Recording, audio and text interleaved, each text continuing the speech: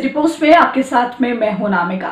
देखिए, बात राजद की हो रही है, बात जेडी की हो रही है, लेकिन चिराग पासवान की बात करते हैं। बिहार में 2 सीटों पर हुए उपचुनाव का परिणाम आने के बाद चिराग पासवान ने ट्वीट किया है। जी हां, चिराग पासवान ने कहा है कि जनता ने उनकी पार्टी को समर्थन दिया, तभी लोजपा बिहार में तीसरे नंबर की पार्टी हो गई। लेकिन आंकड़े तो कुछ और ही कह रहे हैं। चिराग पासवान इस चुनाव में औंधे मुंह गिरे हैं। जी हां, उपचुनाव के परिणाम ने आगे की राजनीति में चिराग की लौ को धीमी जरूर कर दिया है। रिजल्ट आने के बाद चिराग के चाचा पारस के समर्थकों ने जिस तरीके से जश्न मनाया, उसके पीछे का जो कारण था वो यही है। चिराग ने उपचुनाव की दोनों सीटों पर अपने उम्मीदवार दिए थे। हम उनके उम्मीदवारों का हाल आपको जरा बता दें।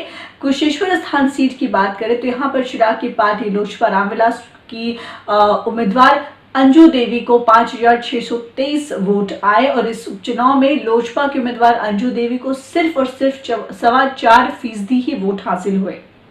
इससे भी बुरी स्थिति तारापुर विधानसभा उपचुनाव में हुई। चिराग पासवान की पार्टी लोजपा रामविलास के उम्मीदवार कुमार चंदन को सिर्फ 5,364 वोट मिले, यानी कि कुल वोट का मात्र 3%। जी हां, लोजपा के कई नेताओं ने ये बताया कि चिराग पासवान अपने सलाहकारों के कारण इस हाल में पहुंचे, यानी कि उनके जो चारों तरफ लोग इर्द गिर्द घूमते रहते हैं लोग हैं, उनकी वजह से। इर्द गिर्द घूमने वाले नेताओं में से कोई भी राजनीतिक बैकग्राउंड से नहीं है। इन्हीं नेताओं ने उपचुनाव में उम्मीदवार भी चुना। उम्मीदवार का आलम यह था कि तारापुर में लोजपा रामविलास के प्रत्याशी ने नामांकन भरने के बाद से ही हाथ खड़े कर दिए थे। सूत्र बताते हैं कि प्रत्याशी कह रहा था कि उसकी अपनी गाड़ी में तेल भराने के लिए भी उसे पार्टी से पैसे चाहिए। उधर चिराग के चाचा पारस कैंप में जबरदस्त खुशी की लहर दौड़ी। जीत जेडी की हुई, लेकिन होली और दिवाली पशुपति पारस के समर्थकों ने मनाई।